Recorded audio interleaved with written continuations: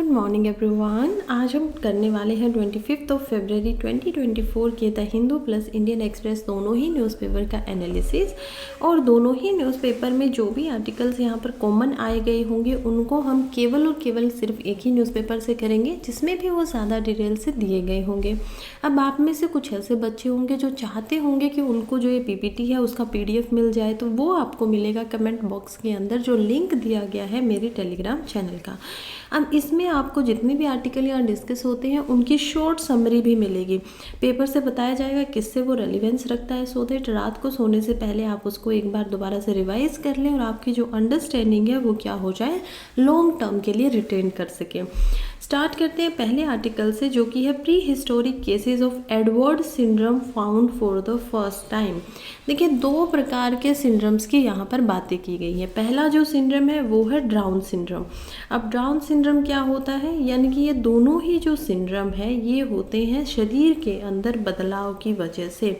और मेनली जो Edward syndrome है और जो डाउन सिंड्रोम है, दोनों के अंदर ही जो बदलाव होता है वो होता है क्रोमोसोम के अंदर।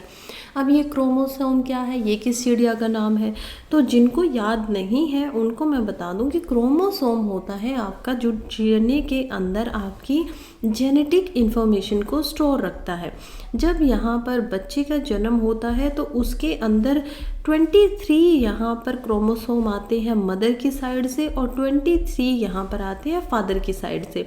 तो हम एक देख पाते हैं कि यहाँ पर 23 होता है मदर एंड 23 फादर, दोनों का बना के 23 के पेयर बन जाएंगे। टोटल कितने हो जाएंगे, 46। या तो हम इसको 46 बोल लें या फिर हम इसको 23 का पेयर बोल लें। इस तरीके से नॉर्मली ह्यूमन बॉडी के अंदर में क्रोमोसोम पाए जाते हैं।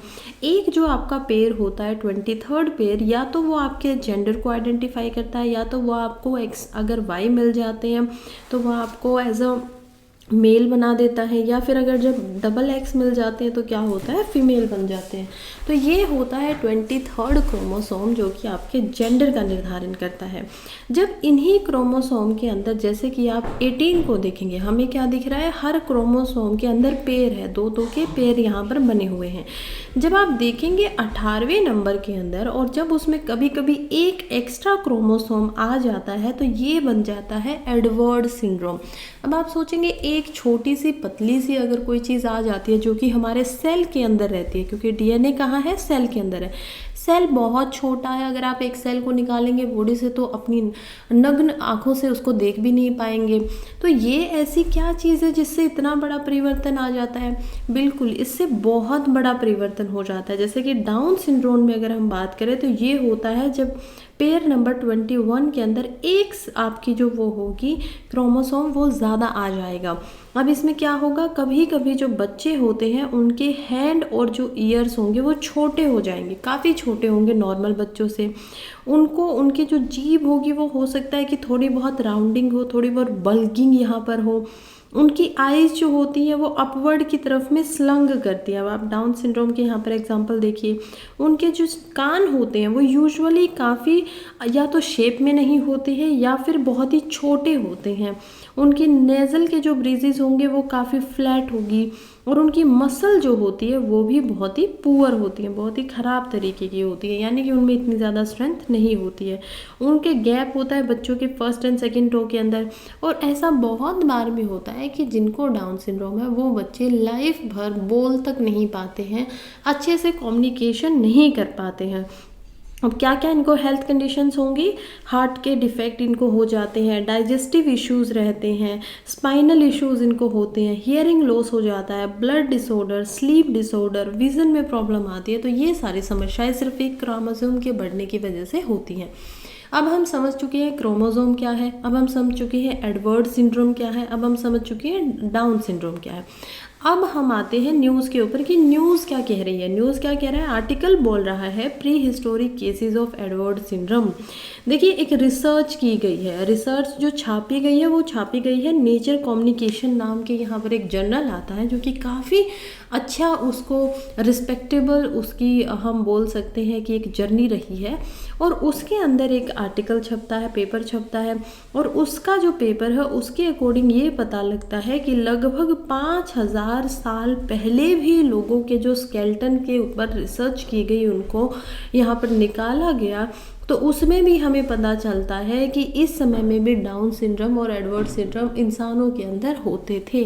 तो ये क्या है, एक जेनेटिक तरीके की बीमारी भी हम इसको बोल सकते हैं कि वैसे तो ये माता पिता में नहीं थी, लेकिन क्योंकि क्रोमोसोम एक ज़्यादा बढ़ जाता है और दोनों ही चीज़ें जीन से हमें मिली हुई हैं, तो क्या हो गया, ये इसकी वजह से प्रॉब्लम आ जाती है। एंशियंट डीएनए के सैंपल को एनालाइज किया गया यहाँ पर बहुत सारी जगहों से, चाहे जर्मनी हो, चाहे लेपिजियव हो, यह सारी जगहों से बहुत सारे स्केल्टन्स का यहाँ पर एनालिसिस किया गया और उनके क्रोमोसोमल ट्राइसोमीज, देखिए जो 3 जब क्रोमोसोम आपस में मिलते हैं तो उसको बोला जाता है ट्राइसोमी। तो इनका पता लगाने के बाद हमें समझ में आता है कि कैसे ये मानव सभ्यता में बहुत पहले से आ रहा है। नेक्स्ट आर्टिकल की तरफ बढ़ते हैं, जो कि अगेन जीएस पेपर 3 में आपका इंपॉर्टेंट हो जाता है यूपीएससी के पॉइंट ऑफ व्यू से, और जीएस पेपर 3 में भी हेल्थ के अंदर हम इसको पढ़ेंगे। क्या कह रहा है आर्टिकल बात कर रहा है Kerala takes a pioneering step to curb anti microbial resistance. देखिए एंटी माइक्रोबल रेसिस्टेंट यानी कि एएमआर की यहाँ पर बात की जा रही है, और उसको ठीक करने के लिए केरला ने कुछ स्टेप्स उठाए हैं, जिसको बोला गया है कि ऐसे स्टेप और भी स्टेट में उठने चाहिए। अब क्या स्टेप उठाए गए हैं वो समझने से पहले पता होना चाहिए कि एक्चुअली में एएमआर होता क्या है। एएमआर से क्या मतलब है, मान लीजिए आपकी एक ह्यूमन बॉडी है आपके पास में, और आपको कोई बीमारी हो जाती है किसी बैक्टीरिया की वजह से, आप जाते हैं कहीं पे डॉक्टर के पास और वो बताते हैं कि आपको ये समस्या है, तो आप क्या करेंगे, कुछ वो आपको एंटीबायोटिक्स देंगे, आप उन एंटीबायोटिक्स को खाते रहेंगे। आप उसको खाएंगे तो क्या होगा कि आपकी बॉडी के कुछ बैक्टीरिया 70 से जो 80% या 90% बैक्टीरिया था वो तो उस दवाई से मर जाएंगे, लेकिन 10% बैक्टीरिया ऐसे होंगे जो उससे इम्यून हो जाएंगे, नहीं मार पाएगा वो एंटीबैक्टीरियल उनको। अब जो ये 10% है ये और ज़्यादा स्ट्रोंग हो गए हैं, क्योंकि अब ये इससे लड़ चुके हैं, अब ये उसको नहीं मार पाए हैं। अब आप अगर इस दवाई को और लेते रहेंगे तो ये और ज़्यादा स्ट्रोंग होते रहेंगे और इनके ऊपर एंटीबायोटिक्स का असर होना बिल्कुल बंद हो जाएगा। आप इनको ख़त्म करने के लिए और ज़्यादा स्ट्रोंग, यानी कि मान लीजिए पहले अगर आपने छोटी डोज की कोई दवाई खाई थी, 100 mg की कोई मेडिसिन आपने ली, अब आप क्या करेंगे 500 mg की इनको एक मेडिसिन फिर से देंगे। हो सकता है कि अब की बार इनमें से 10 में से 9 की डेथ हो जाए और एक फिर से बच जाए। एक बच गया है तो वो फिर से अपने आप को क्या करेगा, यहाँ पर और बनाएगा, रेप्लिकेट करेगा। तो हम देख पाएंगे कि धीरे धीरे जो ह्यूमन बीइंग है उनकी बॉडी के ऊपर यहाँ पर क्या हो रहा है, एंटीबायोटिक्स का असर होना कम हो रहा है। इसी को बोला जाता है रेसिस्टेंस। किसी चीज़ के प्रति जब असर ना होने दे तो वो क्या हो रहा है कि एंटी माइक्रोबल रेसिस्टेंस हो रहा है। बैक्टीरिया आपके शरीर में रहेगा और आपको धीरे धीरे मार देगा। यूजुअली जब किसी को एएमआर हो जाता है तो एंड क्या है, हमारे पास अभी तक इसका कोई इलाज है नहीं, तो उनकी डेथ हो जाती है। अब कोजेस क्या है, क्यों होता है एंटीबायोटिक रेसिस्टेंस? कभी कभी ओवर प्रिस्क्राइबिंग कर देते हैं, बैक्टीरिया को इतनी ज़रूरत नहीं थी लेकिन आपने एंटीबायोटिक्स ज़्यादा खा लिए हैं तो इस वजह से हो जाता है। कभी कभी ऐसा होता है कि पेशेंट एंटीबायोटिक्स जो प्रिस्क्राइब की थी उनको ले ही नहीं रहे हैं, अब वो बैक्टीरिया वैसे ही शरीर में बहुत स्ट्रॉन्ग हो गया है। कभी कभी अननेसेसरी एंटीबायोटिक्स यूज़ की जाती है एग्रीकल्चर में। अब ये कैसे होता है, देखिए जो आपके यहाँ पर जानवर होते हैं जैसे कि पोल्ट्री के अंदर, उनके ग्रोथ हार्मोन को बढ़ाने के लिए क्या किया जाता है, एंटीबायोटिक्स उनको दी जाती है। अब ये एंटीबायोटिक्स क्या करेंगी, इनके अंदर एक्यूमुलेट हो जाएंगे। अब ये दूध देंगे या हैन का हम अंडे वगैरह लेते हैं या फिर यहाँ पर मीट वगैरह का इस्तेमाल किया जाएगा तो उसके अंदर आप इसको पाएंगे। और जब आप लगातार इनको ज़्यादा मात्रा में खाते रहेंगे तो आपको एनवायरनमेंट के कंसेप्ट का पता होगा, कौन कौन से हैं। एक है बायो एक्यूमुलेशन और एक है बायो मैग्निफिकेशन। मैग्निफिकेशन में और एक्यूमुलेशन में क्या फ़र्क है कि एक्यूमुलेशन कोई चीज़ इकट्ठी होती रहती है आपकी बॉडी के अंदर। अब एक गाय में ये इतना ही था, लेकिन क्योंकि आपने दूध पिया है और अलग अलग से पिया और सभी को यहाँ पर क्या लगे हुए, एंटीबायोटिक्स लगे हुए बार बार, तो ये अब जब इसकी बॉडी के अंदर दूध के अंदर 1 गिलास के में बहुत छोटा कण आया था, आपकी बॉडी में वो इकट्ठा हो गया और ज़्यादा हो गया, क्योंकि क्या होता है, फैट सोल्यूएबल होते हैं, ये क्या कर जाते हैं, आपके फैट में स्टोर होने लग जाते हैं। और जब मैग्नीफिकेशन, जब ये एक मात्रा के बाद बढ़ते जाएंगे, पहले 10 दिन पहले ये एक ही था, 20 दिन बाद 2 हो जाते हैं, फिर 3 हो जाते हैं, फिर 4 हो जाते हैं, ये बन जाता है मैग्नीफिकेशन। इन्हीं कारणों की वजह से चाहे आपने ज़्यादा एंटीबायोटिक्स ना खाई हो, फिर भी आपके ऊपर ये क्या होगा, इनडायरेक्टली असर करेगा। फिर हम देखते हैं इसमें पुअर इन्फेक्शन कंट्रोल होता है। हॉस्पिटल वगैरह में मान लीजिए किसी को AMR हो गया और वो हॉस्पिटल जाता है, तो क्या होता है कि वहाँ पर उतने अच्छे से क्लीनिंग का या सैनिटाइजेशन का ध्यान नहीं रखा जाता है, जिसकी वजह से दूसरे लोगों में भी ये बैक्टीरिया चला जाएगा और दूसरों में भी जाएगा, तो उनके ऊपर भी यहाँ पर काम नहीं करेंगी एंटीबायोटिक्स। फिर वही बात है, poor hygiene and sanitisation practice होती हैं। और द मोस्ट इम्पोर्टेंट जो इसमें भूमिका है वो है lack of rapid laboratory test. देखिए, लैब बहुत कम है और जो टेस्ट करने की एक हम बोलते हैं कि कितनी फ्रिक्वेंसी से होते हैं किसी के बारे में जानना, वो भी बहुत कम है। इवन आर्टिकल खुद में यहाँ पर हमें बताता है कि सबसे बड़ा रीज़न यही है कि लैब पहली बात तो बहुत कम है इंडिया में, और दूसरी बात जो है वो एक्सपेंसिव है। अब आपको किसी की टेस्ट करवाना, लेकिन वो टेस्ट इतना महंगा है जितनी महंगी उसकी दवाइयाँ नहीं है, एंटीबायोटिक्स नहीं है। तो नॉर्मली लोग क्या करते हैं कि टेस्ट को अगर अवॉइड कर भी देते हैं तो एंटीबायोटिक्स पे डायरेक्टली चले जाते हैं, क्योंकि टेस्ट महंगे पड़ते हैं। यही चीज़ें हैं। अब केरला ने क्या किया है, 2011 के अंदर सेंट्रल गवर्नमेंट के द्वारा एक रूल निकाला गया था। क्या नाम था उस रूल का, उस रूल को बोलते थे H1 रूल। अब ये जो H1 रूल है, इसको आपको प्रीलिम्स के लिए याद रखना है, क्योंकि ये टॉपिक हमारा 2-3 महीने में 3 से 4 बार आ चुका है न्यूज़पेपर में। तो मोस्ट प्रोबेबली ये टॉपिक या तो प्रीलिम्स में पूछा जाएगा, इससे एक सवाल बनेगा, या फिर आपका सवाल बनेगा मेंस के अंदर। तो ज़रा ध्यान रखिएगा H1 रूल एक्चुअली में है किससे रिलेटेड। फिर H1 रूल को जो रूल बनाए गए थे वो बनाए गए थे OTC को प्रोहिबिट करने के लिए। अब OTC क्या होता है, ओवर द काउंटर। आप जो काउंटर पे जाके बिना प्रिस्क्रिप्शन के कोई भी दवाई ले लेते हैं, उसको यहाँ पर प्रोहिबिट करना है, बंद करना है बिल्कुल टोटली रूप से। तो ये वही काम किया गया था इंडियन गवर्नमेंट के द्वारा। लेकिन फिर धीरे धीरे ये चीज़ अडेप्ट नहीं हो पाई। 2013 के अंदर ही, 2 साल के अंदर ही यहाँ पर फैसले को पीछे हटाया गया और स्टेट्स को बोला गया कि वो अपने अपने हिसाब से इनको इम्प्लीमेंट करें, लागू करें। और कहा गया कि जो पहले लेवल के, यहाँ पर 3 लिस्ट बनी होती हैं। सो जो लेवल 1 की यहाँ पर एंटीबायोटिक्स है, उनको इस्तेमाल करना बिना प्रिस्क्रिप्शन के भी अलाउड है, क्योंकि वो लाइफ सेविंग यहाँ पर साबित हो सकती हैं। लेवल 2 एंड जो लेवल 3 की एंटीबायोटिक्स है, उनके लिए आपको प्रिस्क्रिप्शन लाना ही लाना पड़ेगा। ये इंडियन गवर्नमेंट के द्वारा रूल्स में मॉडिफाई किया गया।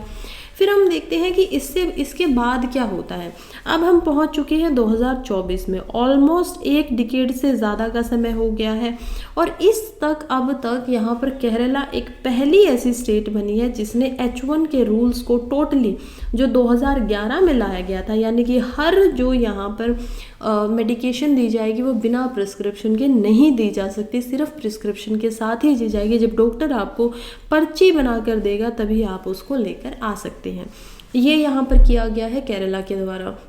अब सवाल उठ रहा है कि केरला इसको इम्प्लीमेंट कैसे कर पाएगा। जब इंडियन गवर्नमेंट नहीं कर पाई तो केरला क्यों कर पाएगा? क्योंकि 2 कारण है। पहला कारण है कि केरला के अंदर डॉक्टर टू पॉपुलेशन रेशो काफ़ी ज़्यादा है।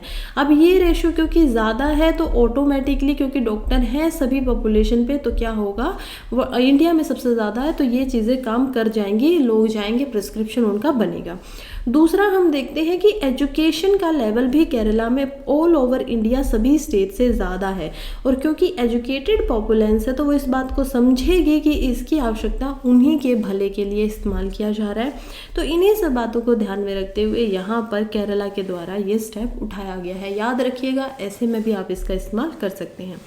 नेक्स्ट आर्टिकल की तरफ चलते हैं, जो कि द हिंदू के साइंस पेज से दिया गया है। अगेन ये जो आर्टिकल है, ये आर्टिकल होता है आपका, वैसे आपको जीएस पेपर 3 से लग सकता है, लेकिन है आपका जीएस पेपर 2 में, और जीएस पेपर 2 में भी गवर्नेंस के अंदर। चलिए समझते हैं क्या बोल रहा है आर्टिकल। आर्टिकल कह रहा है 76% of TB patient paid for nutrition support. देखिए, अब ये अच्छी स्टेटमेंट लग रही है, टाइटल से लग रहा है सब कुछ ठीक है, लेकिन यहाँ पर बताया गया है कि 2022 के अंदर टोटल जो हमारे टीबी के पेशेंट थे इंडिया में वो थे 2.4 मिलियन। लगभग हम देखेंगे यहाँ पर 25 लाख हमारे यहाँ पर टीबी के केसेस हैं। और हमने ये भी किया हुआ है कि टीबी एक ऐसी बीमारी है जिसको हमें 2025 तक बिल्कुल जड़ से ख़त्म कर देना है, इंडिया को इससे मुक्त होना है। इसी के लिए सरकार क्या कर रही है कि पहले जो पेशेंट आ जाते हैं उनको एक स्कीम चलाई गई है कि पहली बात तो पेशेंट हो ना, उनको अवेयर किया जाए कि कैसे आप इससे बच सकते हो। अगर आप पेशेंट बन ही गए हो तो अब क्या करें, अगर आपको न्यूट्रिशन का सपोर्ट, पोषण अगर आपको अच्छे से मिल जाता है तो ये बीमारी बढ़ने से पहले ख़त्म हो सकती है या इसका इलाज जल्दी हो सकता है। तो उसी के लिए सरकार के द्वारा चलाई गई है एक स्कीम। क्या नाम है स्कीम का, ये आपको याद रखना है। स्कीम का यहाँ पर नाम है निक्षय पोषण योजना। अब जो निक्षय पोषण योजना है ये प्रीलिम्स के लिए भी इम्पोर्टेंट है और मेंस के लिए भी। तो निक्षय पोषण योजना के अंतर्गत गवर्नमेंट जो है, इंडियन गवर्नमेंट, वो इन पेशेंट को यहाँ पर 500 रुपीज़ मंथली प्रोवाइड करवाती हैं पोषण के लिए, नरिशमेंट के लिए। स्टेट गवर्नमेंट के हाथ में भी ये है कि स्टेट गवर्नमेंट इनको अच्छे से करवाएं, क्योंकि हेल्थ हमें पता है कहाँ आता है, स्टेट लिस्ट के अंदर आता है। अब जो रियल यहाँ पर बताया गया है, ये जो जर्नल के अंदर यहाँ पर डाटा लिया गया रैंडमली 9 स्टेट्स को यहाँ पर छांटा गया, जिसमें से तमिलनाडु, तेलंगाना, ओडिशा, बिहार, गुजरात, राजस्थान, उत्तराखंड एंड मेघालय जैसे स्टेट से डाटा लिया गया और इसके डाटा को छापा गया है जर्नल BMC पब्लिक हेल्थ के अंदर। अब इसमें पता चलता है कि ये जो पैसे यहाँ पर प्रोवाइड किए जाते हैं वो लगभग 3-3 महीने तक के डिलेज देखे गए हैं। 130 दिनों तक ये रुपए जो मिलने चाहिए थे वो नहीं मिल पाए, इतने ज़्यादा लेट हो गए हैं। सबसे कम डिले देखा गया तेलंगाना के अंदर और जो सबसे ज़्यादा डिले है यहाँ पर वो मिला है दिल्ली के अंदर। कितना डिले है ये देखा गया है 136 दिनों का। 136 दिन के बाद उनको पैसा मिलता है, पहली सेटलमेंट उनको मिलती है, जो कि काफ़ी बेकार बात है या हम कह सकते हैं कि गलत बात है। नेक्स्ट हम चलते हैं नेक्स्ट आर्टिकल की तरफ, जो कि है is the Ukraine war changing world order. देखिए ये दोनों ही जो आर्टिकल हैं, the global south stand on Israel war, ये दोनों ही इसराइल की वॉर के ऊपर, गाजा के ऊपर है। और ये पहला वाला किसके ऊपर है, यूक्रेन एंड रशिया की वॉर के ऊपर। यानी दोनों आर्टिकल युद्धों पे हैं और युद्धों पे है तो क्या क्या काम हो रहा है तो हमें समझना होगा कि GS पेपर 2 के अंदर ये आ जाते हैं IR के अंदर। IR क्या है, इंटरनेशनल रिलेशन में। और प्रीलिम्स के पॉइंट ऑफ व्यू से ये इतने इंपॉर्टेंट नहीं है, थोड़ा बहुत आपको पता होना चाहिए। अब हम इसको एक बार गहराई से समझते हैं। पहला आर्टिकल देखते हैं कि यूक्रेन की वजह से क्या क्या वर्ल्ड पे असर हुआ, क्या व्लादिमीर पुतिन जो चाहते थे वो हो पाया। देखिए ऐसा माना जा रहा है कि व्लादिमीर पुतिन जो कि यहाँ पर रशिया के आपके प्रेसिडेंट हैं, वो ऐसा सोच रहे थे कि वो नाटो में अगर यूक्रेन आ रहा है तो नाटो क्या हो जाएगा, रशिया के बहुत करीब आ जाएगा। अब नाटो क्या है, कल भी मैंने आपको समझाया, नाटो है नॉर्थ अटलांटिक ट्रीटी ऑर्गेनाइजेशन। हमें पता है कि यहाँ पर है आपका नॉर्थ अमेरिका और नॉर्थ अमेरिका के नीचे हमें पता है यहाँ पर सेंट्रल अमेरिका और साउथ अमेरिका है। ऊपर हम देख पाएंगे नॉर्थ अमेरिका के साउथ में यूरोप है और यूरोप के नीचे हम देखते हैं अफ्रीका को। ये इस तरीके से कुछ वर्ल्ड का ऑर्डर यहाँ पर है। और ये जो बीच में सी है एस शेप में, इसको बोला जाता है अटलांटिक सी। ऊपर क्या है, नॉर्थ अटलांटिक, नीचे क्या है, साउथ अटलांटिक। इधर क्या है, पैसिफिक सागर और इधर भी क्या है, पैसिफिक सागर है। और इधर बीच में क्या है, इंडिया है, इंडियन ओशन है और इंडियन ओशन मिलता है पैसिफिक के साथ। तो ये एक जो बीच वाला महासागर हमें दिखाई दे रहा है ये होता है अटलांटिक। तो अमेरिका का और यूरोप का जो यहाँ पर एक ट्रीटी है, इन दोनों देशों के, इन दोनों कॉन्टिनेंट के बीच में ये आती है और इसमें बहुत सारी यूरोपियन कंट्रीज है। ऑलमोस्ट 54 से ज़्यादा इसमें कंट्रीज एज अ मेंबर बन चुकी हैं। अब ये क्यों बनाया गया है, सिक्योरिटी को ध्यान में रखते हुए, क्योंकि ऐसा माना जाता है नाटो के अकॉर्डिंग, ये रूल्स हैं कि अगर कोई भी नाटो की किसी एक मेंबर कंट्री के ऊपर हमला करेगा तो ये ऑटोमेटिकली मान लिया जाएगा कि उसने जितने भी देश यहाँ पर उन सब पर हमला किया है वो सब इसका रिस्पॉन्स देंगे। तो ये नाटो की बहुत बड़ी एक सिक्योरिटी हम देख सकते हैं कि प्रोवाइड करवाता है। इसी कारण से जब यूक्रेन में युद्ध होता है तो यूक्रेन के युद्ध के बाद में 2 नए देश, फिनलैंड प्लस स्वीडन, जो कभी नाटो के मेंबर नहीं थे, वो दोनों भी नाटो को ज्वाइन कर लेते हैं डर की वजह से कि शायद हमें भी सिक्योरिटी ले लेनी चाहिए।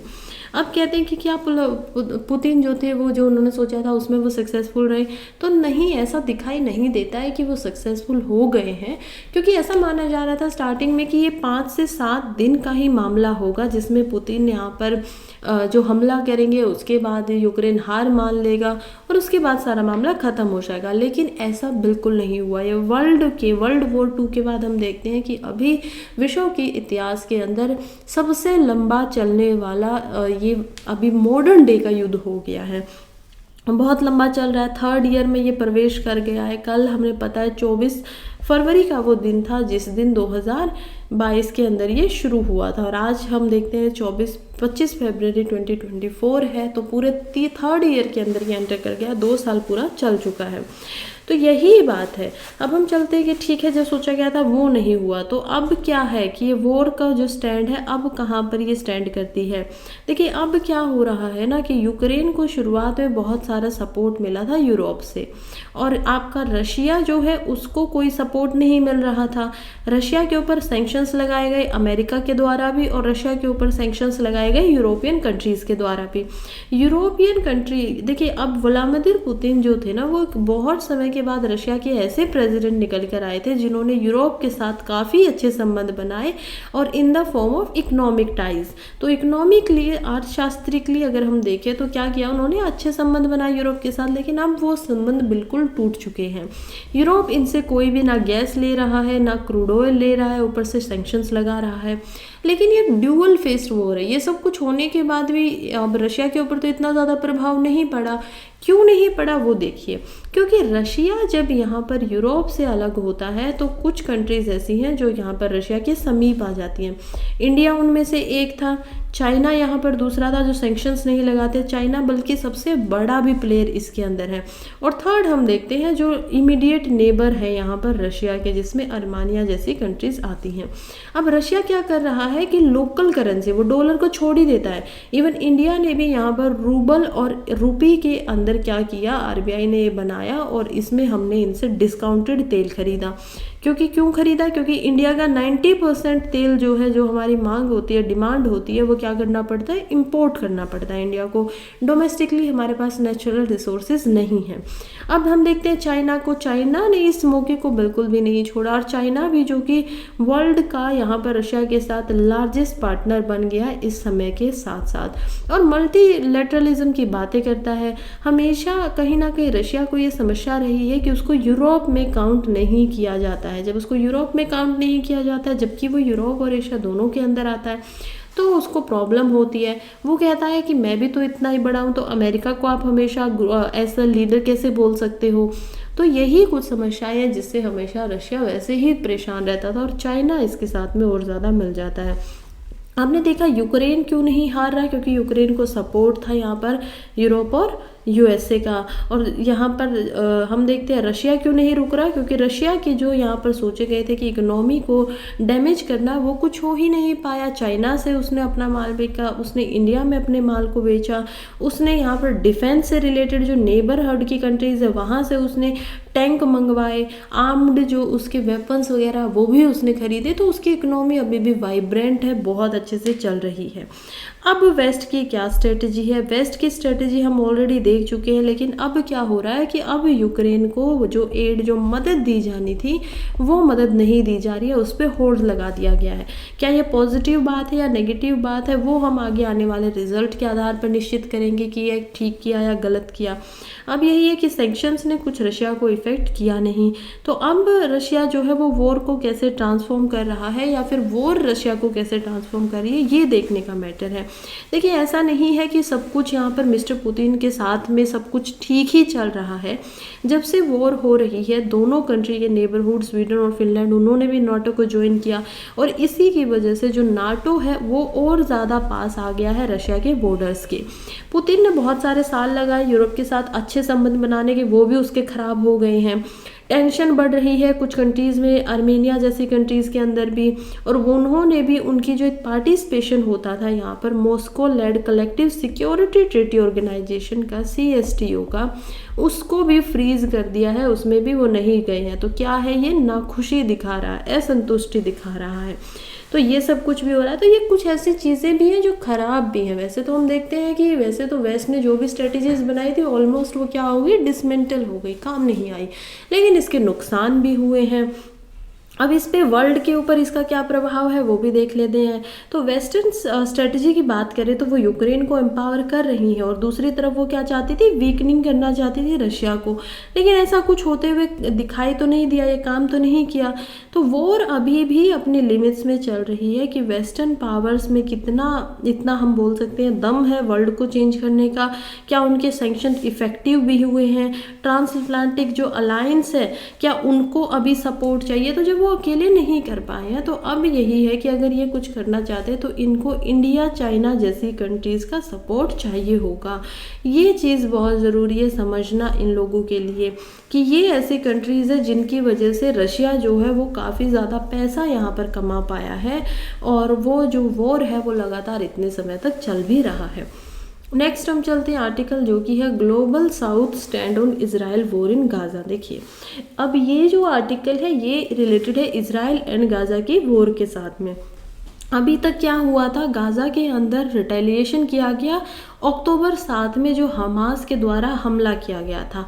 अक्टूबर 7 में इजराइल के अंदर यहाँ पर एक फेस्टिवल मनाया जा रहा था जो कि उनका 7 दिन लंबा फेस्टिवल है और उस फेस्टिवल के दौरान ही यहाँ पर गाज़ा क्या करते हैं, उनके बॉर्डर की अंदर आते हैं, कुछ लोगों को किडनैप करते हैं गाज़ा के लोग, हमास ग्रुप के लोग, और वापस चले जाते हैं, हमला करते हैं। अब इसी के रिटेलिएशन में, इसी के बदले में इजराइल द्वारा भी एयर स्ट्राइक की जाती है और तब से ये युद्ध शुरू हो गया। अब गाज़ा को बिल्कुल ऑलमोस्ट ख़त्म कर दिया गया है या फिर हम बोलें तो बहुत ज़्यादा लेवल पर नुकसान किया गया है इजराइल के द्वारा। इसी के ऊपर एक केस होता है और वो केस चलता है ICJ के अंदर। अब ये केस जो है ये कुछ साउथ अफ्रीका की जो कंट्रीज़ हैं या जो अफ्रीकन कॉन्टिनेंट की कंट्रीज़ हैं उनके द्वारा लेकर जाया गया था। इसमें ब्राज़ील एंड साउथ अफ्रीका दोनों ही ऐसी कंट्रीज़ हैं जो ग्लोबल साउथ को यहाँ पर लेड कर रही हैं और कह रही हैं कि इजराइल के जो एक्शंस लिए गए हैं उसकी अकाउंटेबिलिटी क्या है। अब जो ये ग्लोबल साउथ है ये शब्द निकाला गया था इंडिया के द्वारा कि इंडिया जो है वो ग्लोबल साउथ का लीडर यहाँ पर है, लेकिन इसमें इंडिया का क्या स्टैंड है जब इंडिया हमेशा खुद को लीडर बनाता है लेकिन यहाँ पर कहीं पर दिखाई नहीं दे रहा। तो ये सब क्या है उसको हम इस आर्टिकल में समझेंगे। सबसे पहले तो ICJ की हेयरिंग हो किस वजह से रही है। देखिए जो करंट हेयरिंग चल रही है इंटरनेशनल कोर्ट ऑफ जस्टिस के अंदर वो चल रही है पीस पैलेस में। अब ये पीस पैलेस कहाँ पर है, ये है नीदरलैंड में और ये हो रहा है इजराइल हमास कॉन्फ्लिक्ट के लिए कुछ महीनों से कि उस कॉन्फ्लिक्ट से पहले की क्या कंडीशन थी। दिसंबर 2022 में UN जनरल असेंबली यहाँ से पूछा जाता है कि कोई एडवाइजरी ओपिनियन आप दीजिए, जो कि सवाल ये था कि जो इजराइल ने पास्ट में किया है पैलेस्टाइन पीपल्स के द्वारा उसके ऊपर, और अब इजराइल को इसके भुगतान में क्या करना चाहिए। पैलेस्टाइन टेरिटरीज में हमें पता है 1967 में जब वॉर होती है तो इनको निकाल दिया जाता है बिल्कुल ही इजराइल से और इजराइल जो है वो यहाँ पर आकर एज अ अलग कंट्री बस जाते हैं काफ़ी समय के बाद में। ब्रिटिशर्स इनको बसाते हैं 1919 में। तो ये ऐसा सब कुछ चल रहा था इधर। अब ये कहते हैं कि कौन की स्पीकर है और क्या क्या उन्होंने कहा है। अब जब तक ये चल रहा है तो इसमें बहुत सारी ऐसी स्टेट है, अब तक ऐसी 52 कंट्रीज़ हैं जो इसके साथ में खड़ी हुई हैं और जिनने वोटिंग दी है। और हमें पता है कि यूनाइटेड नेशंस का ही एक भाग है ICJ और यूनाइटेड नेशंस की जब जनरल असेंबलीज में वोटिंग होती है इसके प्रति तो बहुत सारी ऐसी कंट्री है जो अगेंस्ट में वोट करती हैं, बहुत सारी ऐसी कंट्रीज़ हैं जो साथ में वोट करती हैं और बहुत सारी कंट्रीज़ अब्सेंट हो जाती हैं। हमें कई बार देखने को मिला इंडिया भी एब्सेंट हो जाता है। बहुत सारे रीज़न वो बताता है कि जब आप इजराइल को हमला करने से रोक रहे हो वो बात ठीक है, मैं उसके बिल्कुल साथ में हूँ, लेकिन जब आप हमास को एज अ टेरर ग्रुप नहीं दिखा रहे हो तो ये बात गलत है और इसी वजह से मैं इसके ऊपर वोट नहीं करना चाहता। तो ये इंडिया का यहाँ पर स्टैंड रहता है। और इंडिया क्या कर रहा है कि इंडिया हमेशा बहुत सारी बार खुद को एब्सेंट कर दे रहा है। अक्टूबर 2023 से ही वो सीज फायर के साथ में खड़ा हुआ है लेकिन फिर से खुद को स्टैंड कर देता है। स्टार्टिंग में हमें देखने को मिला कि इंडिया ने बहुत ही स्ट्रॉन्ग एक ओपिनियन अपना दिखाया था 7 अक्टूबर के हमले के ऊपर कि ये बहुत गलत बात है, लेकिन उसके बाद से इंडिया पब्लिकली बहुत ज़्यादा इस मैटर के ऊपर कमेंट नहीं कर रहा है। UN में जितना बोलना, जनरल असेंबली में जितना बोल रहा है हम लोग उतना ही बोल रहे हैं और उससे ज़्यादा मैटर को हवा नहीं दे रहे। नेक्स्ट आर्टिकल की तरफ बढ़ते हैं जो कि आपका इंपॉर्टेंट हो जाता है जीएस पेपर 1 के अंदर, 1 में भी किसमें, आर्ट एंड कल्चर की कैटेगरी के अंदर और प्रीलिम्स के लिए, तो ये बहुत इंपॉर्टेंट है, तो ज़रा इस पे ध्यान दीजिएगा।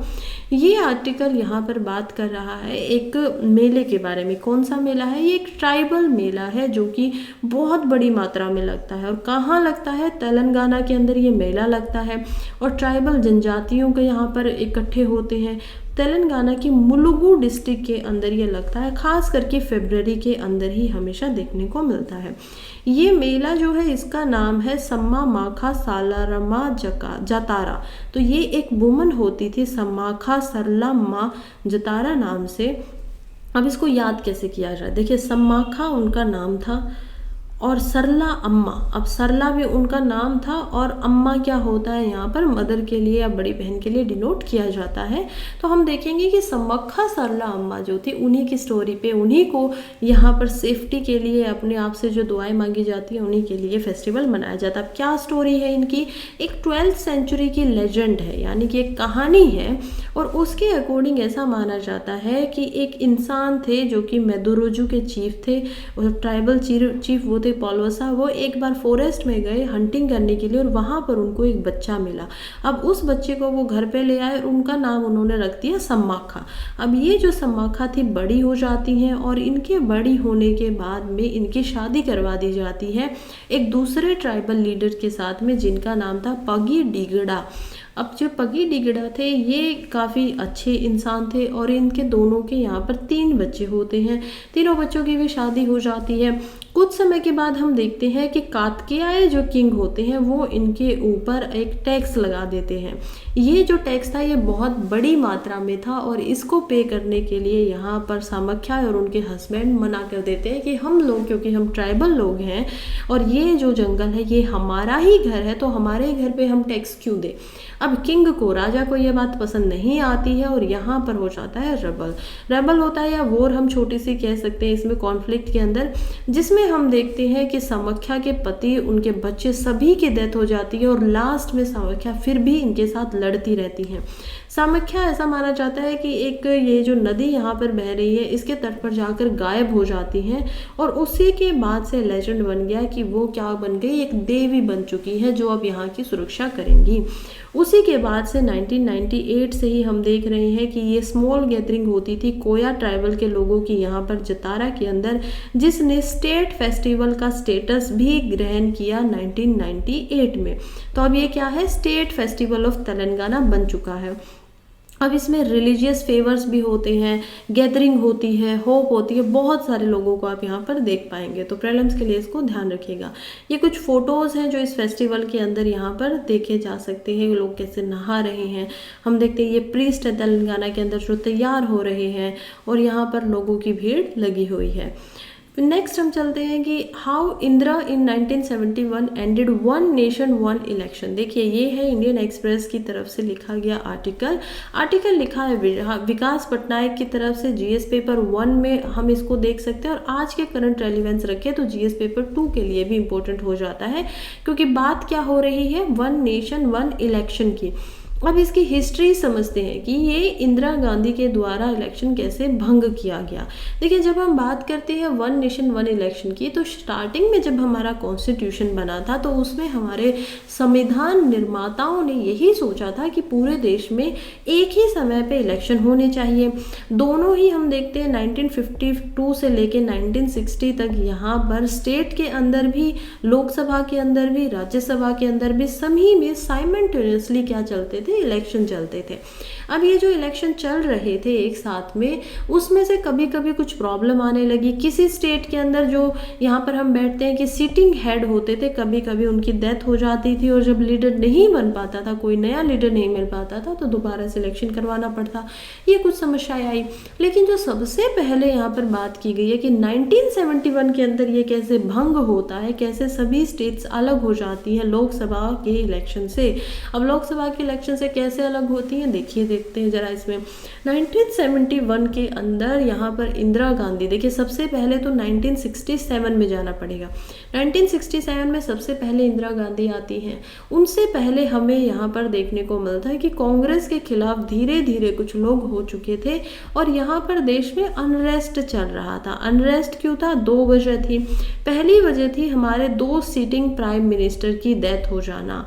कौन कौन से प्राइम मिनिस्टर थे? एक थे आपके जवाहरलाल नेहरू और दूसरे थे यहाँ पर लाल बहादुर शास्त्री। तो जो लाल बहादुर शास्त्री है, जवाहरलाल नेहरू, दोनों की ही डेथ हो चुकी थी। इंदिरा गांधी उसके बाद में सामने आती हैं और आने के बाद में यहाँ पर हम देखते हैं कि किस प्रकार से और भी चैलेंजेस फेस कर रहा था इंडिया उस समय पे। 1963 से ही कुछ नॉन कांग्रेस पार्टीज बननी शुरू हो गई थी जिनके ग्रुप दिखाई दे रहे थे और 1967 में तो यहाँ पर जन संघ भी 98 सीट्स लेकर ऊपर उठ आई थी। इवन कांग्रेस के अंदर भी कुछ फ्रैक्शनलिज्म चल रहा था, इंटरनल प्रॉब्लम हो रही थी कांग्रेस की पार्टी में खुद ब खुद। और इसके अलावा हम देखते हैं कि कैसे यहाँ पर बहुत सारी प्रॉब्लम्स थी, ड्रोट हो रहे थे, सूखा पड़ रहा था, गरीबी चल रही थी। तो इन सब चीज़ों के बीच में इंदिरा गांधी आती हैं। 1971 में वो बांग्लादेश से रिलेटेड उनका मुक्ति वाहिनी जो है वो एक संस्था निकालती है और उनको भी आज़ादी दिलवाती हैं। और उसके बाद में यहाँ पर वो क्या करती है कि 1 साल तक इलेक्शन नहीं करवाती है, उसको आगे धकेल देती है। ये समय जो धकेला जा रहा था वो 1-1 साल को करके आगे धकेलना था, 5 से 6 साल का, लेकिन वो सिर्फ इसको 8 से 9 महीने ही कर पाती है। और यहीं से ब्रेक डाउन हो जाता है 1 इलेक्शन का कि अब लोकसभा के इलेक्शन जो होंगे वो बिल्कुल अलग होंगे, स्टेट के इलेक्शन जो होंगे वो अपनी स्पीड से अपने हिसाब से चल रहे हैं। अब आज के समय पे फिर से दोबारा बात आ रही है। अब दोबारा जो बात आ रही है 1 नेशन 1 इलेक्शन की, अब हम उस पर देखते हैं कि फिलहाल एक कमेटी बैठी गई है और इस कमेटी के जो हेड हैं वो है हमारे फॉर्मर प्रेसिडेंट रामनाथ कोविंद। रामनाथ कोविंद जो है वो इस कमेटी को हेड कर रहे हैं और बताएंगे कि कैसे अब इस पर काम किया जाए और कैसे हम इस चीज़ पे वर्क कर सकते हैं एक साथ मिलके। नेक्स्ट आर्टिकल की तरफ बढ़ते हैं जो कि है बोर्न बेबीज फेबल। अब ये फिर से एक फेबल, एक कहानी है जिसके अकॉर्डिंग एक फेस्टिवल मनाया जाता है और ये आप फिर से प्रीलिम्स के लिए इम्पोर्टेंट याद रख सकते हैं 1 लाइनर की तरह। मेंस में इसकी बहुत बड़ी भूमिका आएगी नहीं, तो प्रीलिम्स के लिए हमें क्या याद रहना चाहिए? देखिए, ये जो परफॉर्मेंस की जाती है यहाँ पर ये की जाती है बॉर्न बीनी के नाम से। 19वीं सदी में ये फेबल स्टार्ट होती है, लिखी गई है 2 बार 2 कहानियों में। एक कहानी को जिसको बॉर्न बीबी ही बोला जाता है और दूसरी जो स्टोरी है जहाँ पर ये लिखी गई है वो है जोहू रमन्ना का नाम से। बॉर्न बेबी जो है वो वाइडली काफ़ी ज़्यादा यहाँ पर जानी जाती है। इसका जो नेचुरली ये कहाँ पर बनती है, बंगाल के सुंदरबन एरियाज़ में ये बनाई जाती है। अब सुंदरबंस के अंदर जो ये स्टोरी है ये घूम रही है बॉर्न बेबी के अंतर्गत। बॉर्न बेबी एक ऐसी महिला थी जो फॉरेस्ट में ही रहती थी और आज अगर आप जाएंगे सुंदरबन में तो देख पाएंगे कि आज के समय से सुंदरबन क्लाइमेट चेंज से बहुत ज़्यादा जूझ रहा है। क्योंकि क्लाइमेट चेंज से जूझ रहा है तो इसकी वजह से लोगों के पास लाइवलीहुड भी बहुत ज़्यादा नहीं है। सुंदरबन में वैसे तो यूजुअली क्या होना चाहिए, आपके डेल्टा हमें दिखाई देता है, तो डेल्टा के साथ में मैनग्रोव्स बहुत ज़्यादा है सुंदरबंस में। जब ये सारी चीज़ें धीरे धीरे बदलाव हो रहा है तो लोग क्या कर रहे हैं, पुअरेस्ट होने की वजह से, गरीब होने की वजह से फॉरेस्ट में जाते हैं। फॉरेस्ट में जाते हैं तो हम देखते हैं कि फॉरेस्ट में टाइगर जो कि नेचुरल हैबिटेट है यहाँ पर बंगाल टाइगर का रहना, वो हर साल यहाँ 4 से 5 लोगों की डेथ हो जाती है, वो उनको मार देता है। अब कुछ स्टोरी जो पीछे गई है सुंदरबन के अंदर, उसमें ऐसी ही कुछ स्टोरी है कि जो बॉर्न बेबी नाम की महिला थी, उन्होंने एक लड़का था जिसको यहाँ पर टाइगर के सामने सेक्रीफाइस करने के लिए उसके अंकल छोड़ आए थे, उसको बचाया और उसको उस जो टाइगर आ गया था उससे बचाने के बाद उसको अपना भाई बना लिया, उस छोटे बच्चे को। टाइगर ने जब इनसे माफ़ी मांगी कि वो गलत कर दिया तो उन्होंने भी उसको एज अडॉप्ट कर लिया और अपने बच्चे की तरह बना लिया टाइगर को भी, और उसको बताया कि अब ये मेरा भाई है, तुम इसको नहीं खाओगे। तो ये जो स्टोरी है ये दिखाती है यहाँ पर मूल तरह से एक बैलेंस बनाकर रखना कि प्रकृति के बीच में बैलेंस कैसे हो, फॉरेस्ट के बीच में कैसे बैलेंस होना चाहिए। इसी वजह से बॉर्न बेबी की बुक के अंदर आपको रूल्स भी दिखाई देंगे कि फॉरेस्ट में क्या क्या रूल्स हो, कि उतना ही लो जितना आप ग्रहण कर सको, ज़्यादा मत लेके जाओ।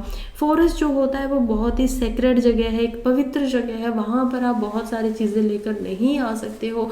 इवन आपको आपके जो कॉन्फ्लिक्ट है, झगड़े हैं, वो भी गांव तक ही रखने चाहिए, विलेजेस तक ही रखने चाहिए, फॉरेस्ट में आप उनको लेकर मत आओ। तो ऐसे ही हमें बहुत सारे रूल्स भी यहाँ पर दिखाई देते हैं इससे रिलेटेड, और ये एक कहानी है सुंदरबन की जो प्रीलिम्स के लिए इम्पोर्टेंट हो जाती है। यहीं पे आज का हमारा न्यूज़पेपर ख़त्म होता है। थैंक यू सो मच जो भी अभी तक मेरे साथ जुड़े हुए थे। अगर वीडियो अच्छी लगी हो तो चैनल को सब्सक्राइब कर लीजिए, वीडियो को लाइक कर दीजिए, इससे मेरा हौसला बढ़ेगा। और पढ़ते रहिए, आगे बढ़ते रहिए। All the very best.